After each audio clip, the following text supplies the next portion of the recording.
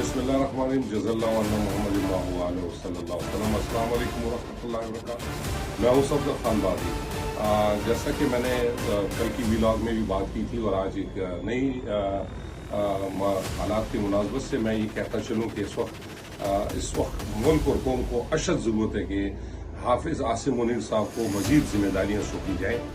और मैं वज़ीर-ए-आज़म पाकिस्तान जनाब शहबाज शरीफ साहब से और सदर पाकिस्तान जनाब आसिफ अली ज़रदारी साहब से, पाकिस्तान के जितने भी क्रीम लीडर हैं उनसे ये दरख्वास्त करता चलूँ कि हाफिज़ आसिम मुनीर जनरल साहब चीफ ऑफ आर्मी स्टाफ को जो है फील्ड मार्शल बनाया जाए और ये उनको 5 स्टार जो है फील्ड मार्शल का ओहदा दिया जाए।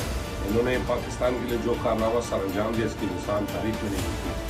इसमें यकीनन कोई शक नहीं है कि हमारे एयर चीफ जनाब ज़हीर अहमद बाबर सदू साहब, हमारे एडमिरल लेवल के चीफ नवीद अशरफ साहब, यूँ तो उनको बड़े एजाज़ात से, कौमी एजाज़ात से नवाजा गया है। तो मैं समझता हूँ कि एयर फील्ड मार्शल जनाब जनरल आसिम मुनीर साहब को बनाया जाए, क्योंकि इस वक्त हम जंग की हालत में, हमारा इस वक्त सीज़ फायर हुआ है। सीज़ फायर का मतलब ये है कि वक्ती तौर पर जंग में टाइम देना है और अभी हम जंग की हालत में और दुश्मन हमारा बड़ा शातिर है। और वैसे भी इन मामला को अगर देखा जाए तो पूरे इस वक्त ईस्ट एशिया नहीं बल्कि पूरे यूरोप, पूरी दुनिया में हमारी पाक आर्मी, हमारी पाक फ़ज़ाइया का एक नाम जो जिस अंदाज में लोग फ़ख्र से और उसको याद कर रहे हैं, इनके कारनामे को, उसकी मिसाल नहीं मिलती। क्योंकि सबसे बड़ी बात यह कि हमारी जो एयर स्ट्राइक हमने की है इंडिया के तहसीलात को टारगेट किया, उसमें हमने किसी भी सिविलियन को नुकसान नहीं पहुंचाया। जबकि दूसरी जानिब उन्होंने हमारे तकरीबन कम बेश 40 अफराद हमारे शहीद हुए हैं, जिसमें हमारे 9 से 11 फौजी भाई, जिसमें हमारे स्क्वाडी लीडर, हमारे कारपोरल, वो जेटी और हमारे सिपाही, हमारे हवलदार में शहीद हुए हैं और सिविलियन माएँ और बच्चे शहीद हुए हैं और इसके साथ नियर अबाउट कुछ 70 हमारे जख्मी भी हुए हैं।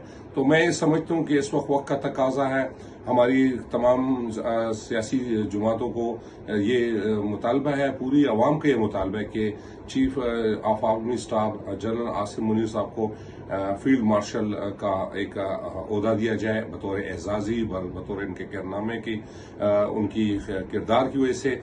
इसके साथ एक और मज़ीद एक अपडेट्स और भी हैं।